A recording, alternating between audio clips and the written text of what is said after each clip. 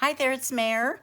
Today I am altering some postcards. This is just going to be some basic steps. We're going to do some more. I'm going to do some more videos that have, you know, different fabrics or scrapbook paper and how to use up those scraps. But today we're going to just do these. Now you can use any kind of postcard that you might have that maybe you don't like the front. If you have that laying around, I purchased these white and these craft colored ones off of Amazon, and you can find them. And I'll try to put a link in the description box to where you can get these. Super fun to make, and let me show you a couple prototypes real quick. We're going to try to do this quickly. This is a grungy one that I created. And we're going to get into acrylic paints and stuff like that on other alterations, including when we come back to postcards. But I think it's super fun, a little grungy, and they are grubby. They will slightly warp with product, but there's little tips that you can do to help prevent that. This one is a fairy one. And there's the back. I just put a little piece of paper there and a fairy sticker in that area. Now for these, the fairy one, let me show you the cards we did the other week. There's this one, this fairy one, Winter Fairies. I'm gonna put all three of these fairy products, altered cards, in my Etsy shop. So just so you know, this will be a set. And I loved the charms. You know how much I love to add metal to pieces. I'm going to put a little charm on that as well. And on that one, haven't gotten to it yet, but you can look for these in my Etsy shop, as well as these. Now I'm going to create, this is one of the dresses that I made from a flashcard, and there's just a little piece of lace for the shawl. And you can see that it's a flashcard with the tissue paper and the organza and some decoupage and shimmer.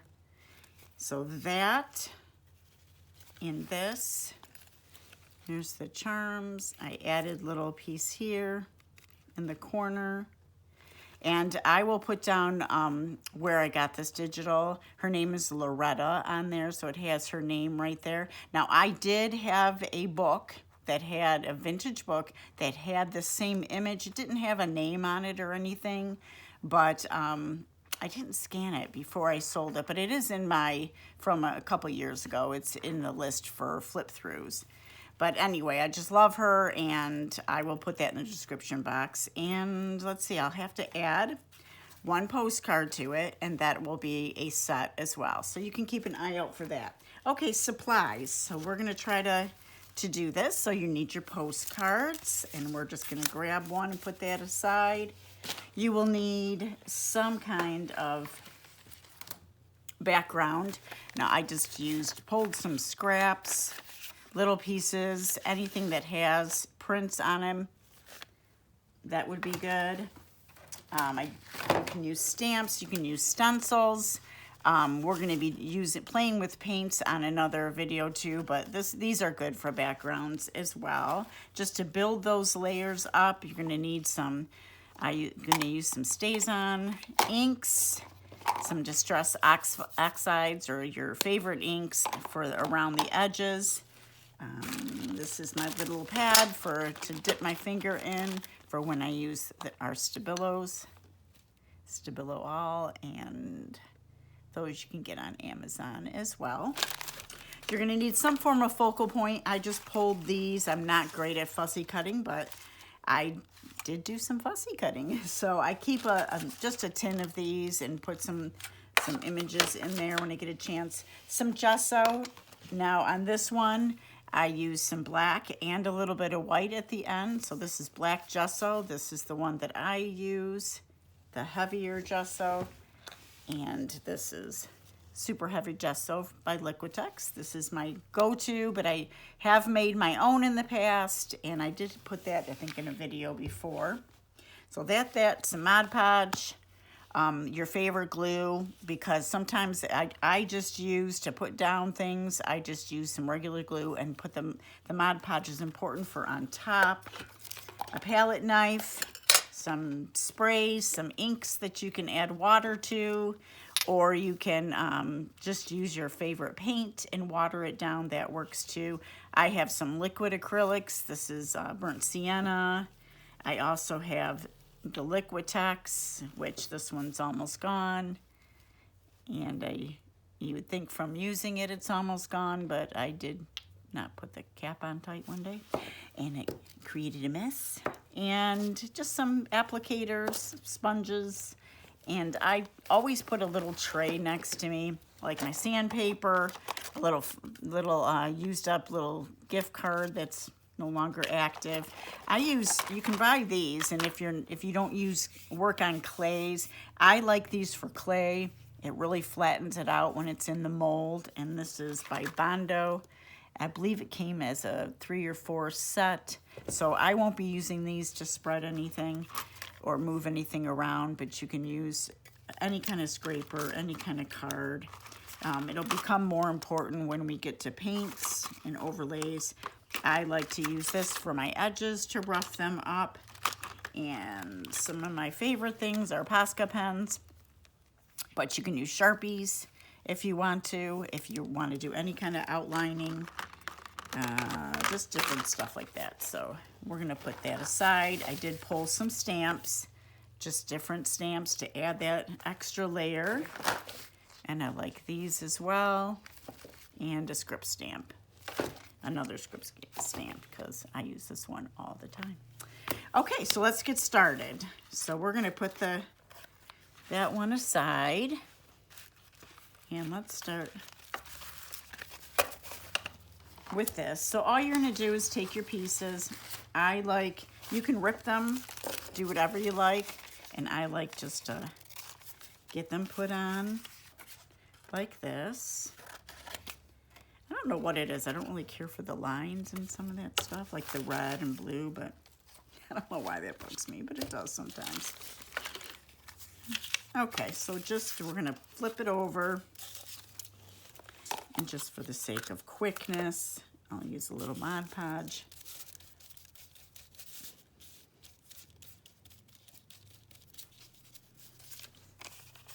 And get this down any which way. It doesn't matter if it overlaps, because you can either cut it off or leave it grubby and hanging off.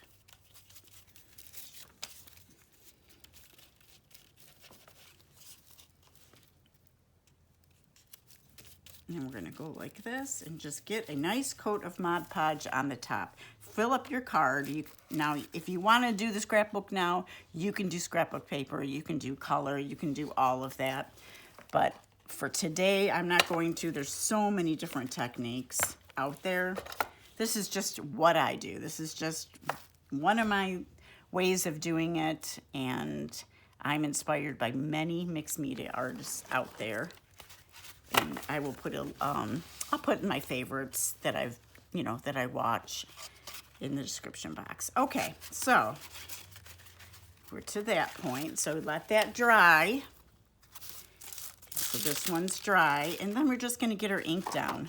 Now I'm sure you've seen it, but I'm just gonna do it real quick. You can do some Distress Oxides, get some down on your glass mat or on your Teflon mat, whichever. And I just run my finger around that, and you can dab like that just to get the ink on there. Have some paper towel nearby, and you'll see some of that ink on it. You can do that. Or if I really want it grungy, I will use some Distress ink and water it down for sure. And here's some of that acrylic ink that I love, and I just put a little bit on the top, close my bottle, and just spray and just let it flow, and it's gonna fill up some creases and get nice and grungy for me. And I'm gonna set that aside to dry. Voila! I'm gonna put that because of that halo light. Anyway, make sure that's wiped up. Now this step, you can put the gesso. I've also done, once my background dried with the Mod Podge all over it again to seal it, I added a little gesso pre-ink. You might not want that step on there, so I do it both ways. For me, it doesn't matter. You do you, for sure. But you can add your ink even at this point.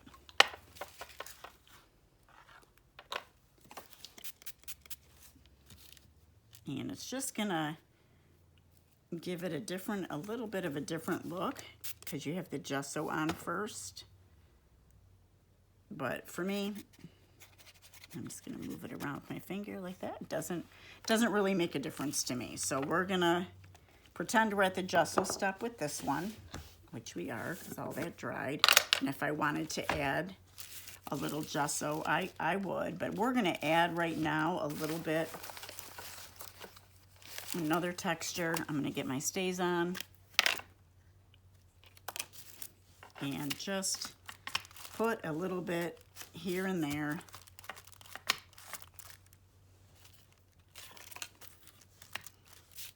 Little extra text. Now again, you can do that after you put on your gesso, whatever you like. Here, we'll do that real quick. This one I added even more gesso to.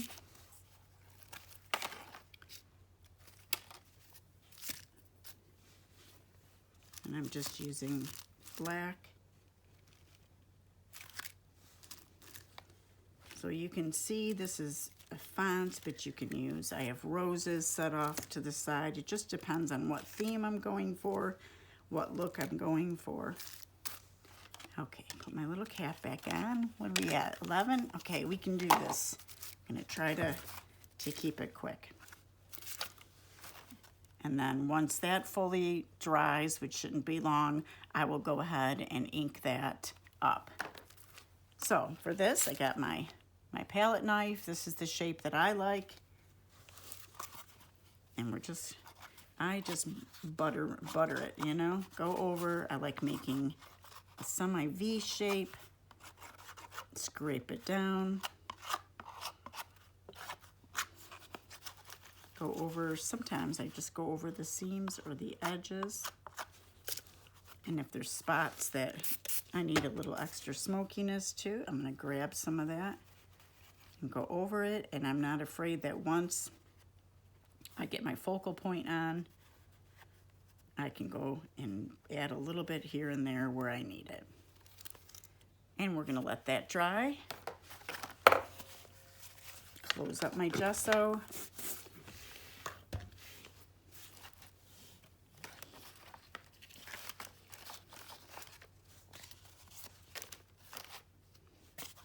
Okay, this is what I have, if you can see it.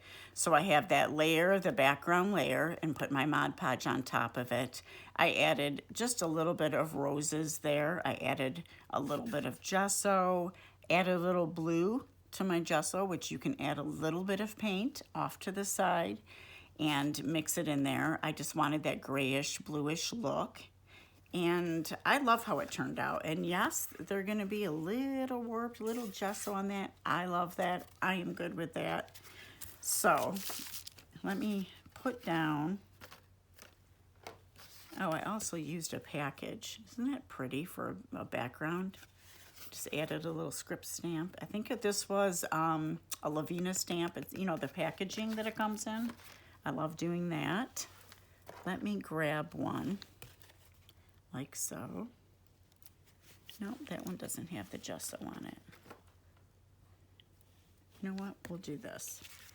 So, I am going to use, for this one, I would just use any glue, art glitter glue, whatever you have, and put that down. So let's pretend that I'm gluing it down like that. Okay, I'm gonna glue it down. I'm gonna put a layer of Mod Podge on there. I'm gonna let it dry. Take our Stabilo, because I want to add that. I have this to wet my finger. So, like I said in the other video, you use your Stabilo have some Mod Podge, or, you know, any kind of medium that you like around there. Some people use matte medium, which is fine, which is good. And just go around the edges, and it helps it to blend really well. And you control the water. I always have a paper towel over there in case I get too drippy. And it's just going to bring that image to the forefront. I did buy brown Stabilos as well. I just like the look of the black more. Okay, so that's what I would do to all the way around the image or anything that you have, and that focal point's going to just bring it out. You can take your, you know, if you use white Posca pen, I also have these gel pens, which I use. They are the glaze. And it just gives that little bit of puffiness on it. I'm trying to find my, here, we'll just try this. Because it takes a while for those Posca pens to heat up.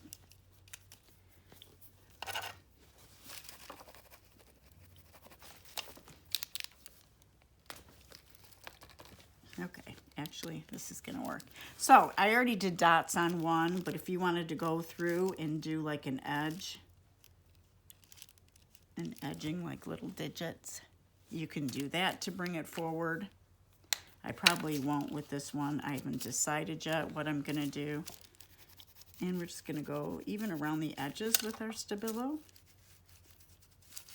And it just smooths really well, doesn't it? Okay, so I'm gonna finish this one, and I'm gonna add, I'm not sure if this one will be part of the shabby. I may be using this in a journal soon. So I'm gonna add all the little bling and all the little things I like, and I'm gonna post it on my community tab like I do each week when we alter something. I hope you guys will join me. I hope you'll be inspired and come alter some things with me, and I'm ever learning, so thanks for hanging out with me. Okay guys, thanks. Have a great day.